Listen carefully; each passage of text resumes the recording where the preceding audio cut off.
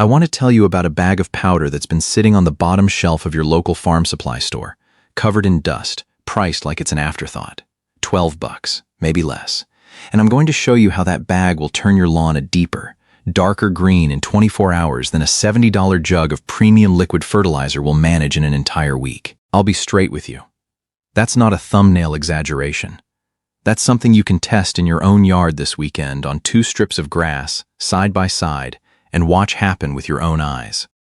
Back in 2017, I was managing lawn care routes outside Wichita, Kansas, and I had a client. Gary, retired school teacher, obsessed with his front yard, who called me every single spring convinced his grass was starving. Pale, washed out, that sickly light green that never quite matched the neighbor's lot. My answer, every time, was the same one the industry trained me to give. More nitrogen. Bigger bag. Faster release.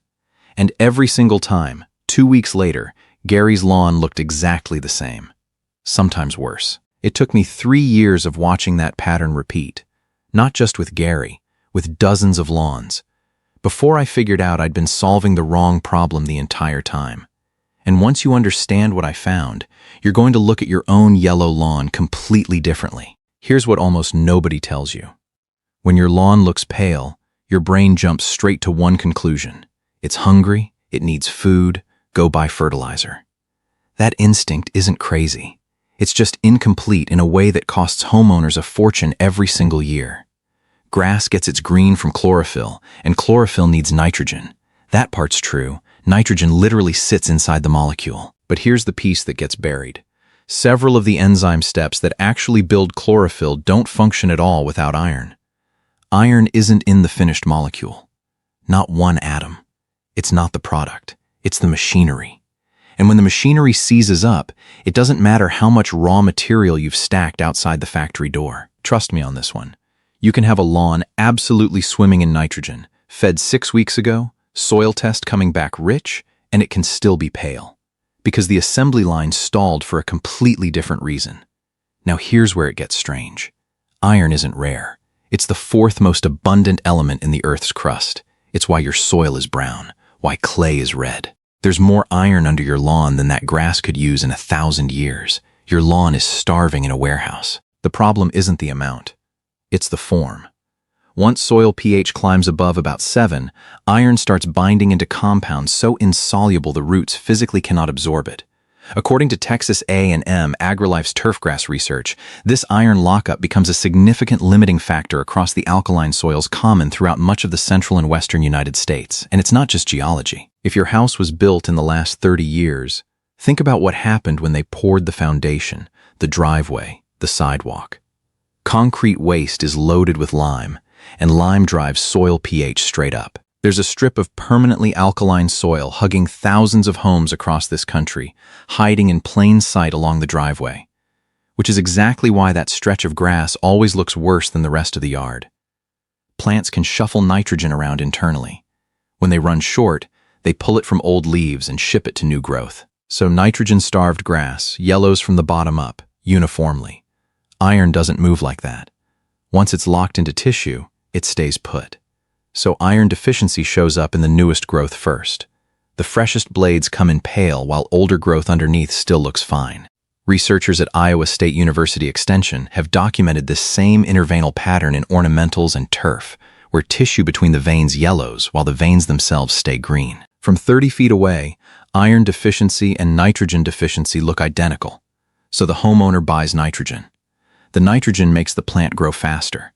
Faster growth means more new tissue needing iron the plant still can't reach, and the lawn can genuinely look worse 2 weeks later. Now, before I get into exactly how to fix this, I want to mention something. A lot of you watching this are dealing with more than just pale grass. You've got weeds creeping in right alongside it, and if that's you, I put together everything I know about killing weeds without nuking your lawn's root system into one guide.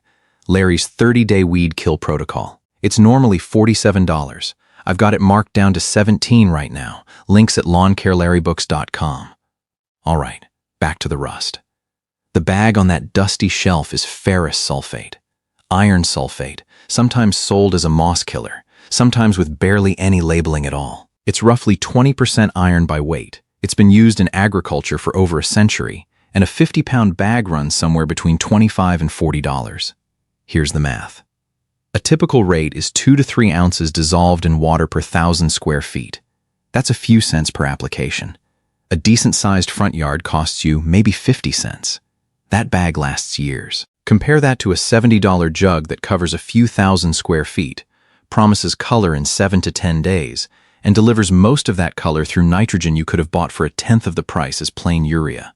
But price isn't even the interesting part. It's the speed. When you feed nitrogen, the plant has to dissolve it, pull it through the roots, transport it, then actually build new chlorophyll and push new tissue. Every step gated by soil temperature and moisture. That's why the bottle says 7 to 10 days. It's not lying. Foliar iron skips almost all of that. Spray a fine mist of dissolved iron sulfate directly onto the blades, and it moves straight through the leaf cuticle into the tissue where chlorophyll gets assembled. You're not asking the soil for permission. You're not fighting your pH. You're handing the machinery, the missing part, by hand. Color response typically shows within 24 hours, sometimes 12. Spray in the evening. See a different lawn at breakfast. Here's the layer almost nobody talks about, and it's why golf course superintendents reach for iron over nitrogen constantly. Iron gives you color without growth.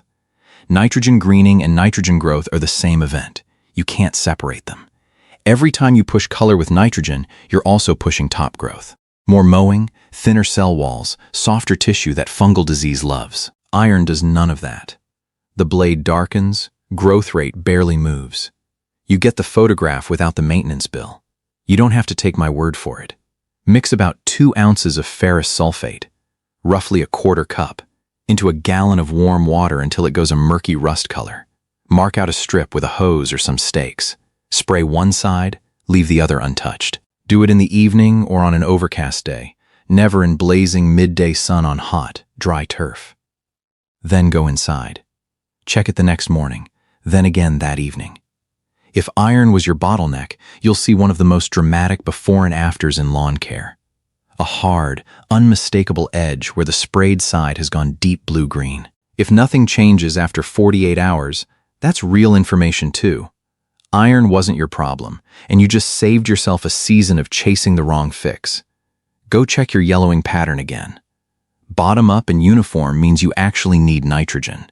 And pull a soil test, because if your pH is sitting in the 8s, that's a bigger conversation than fertilizer. I'll be straight with you about the downsides, because anyone who tells you there aren't any is selling something. First, iron sulfate stains, permanently and enthusiastically. It's rust in a bag. Get it on concrete, pavers, stucco, or your white sneakers, and you've got rust-colored evidence of your gardening ambitions for a long time. Spray low, point down, stay a couple feet off any hardscape, and if you drift onto concrete, hose it immediately. Second, more is not better. Over-applying grass doesn't just get darker, it goes nearly black, then bronze, then damaged. That 2 to 3 ounce rate exists for a reason. Third, heat matters. Spraying on hot, stressed grass at 2 in the afternoon is asking for burn. Fourth, and this is the one that matters most, iron is not a substitute for nutrition. It's cosmetic in the truest sense, real, immediate, skin deep. If your turf is genuinely short on nitrogen, iron will paint over that fact while the plant keeps thinning underneath. The actual approach professionals at Penn State's turfgrass program recommend is both in proportion. A light, sane amount of nitrogen for real density and iron for the color, so you're not overfeeding just to chase a shade of green. If your soil pH is above 7.5, soil-applied ferrous sulfate is mostly wasted. It locks up within days, so foliar is your answer. For high-value plants like gardenias or blueberries that have been chronically yellow, a chelated iron product costs more but survives contact with alkaline soil better. And store your bag sealed. It's hygroscopic. It'll pull moisture from the air and turn into a solid rust brick if you leave it open. Ask me how I know. Here's what I actually want you to take from this. Your lawn doesn't have one problem called yellow. Yellow is a symptom, and symptoms lie. The consumer lawn care industry is built on the bet that you'll never look closely enough to tell a hungry plant from a blocked one. Because if you can't tell the difference, you'll just grab the most expensive bottle on the shelf and hope. But the difference is visible. It's in which leaves went yellow first. It's in whether a 50-cent test strip changes color overnight or doesn't change at all. Grass isn't mysterious.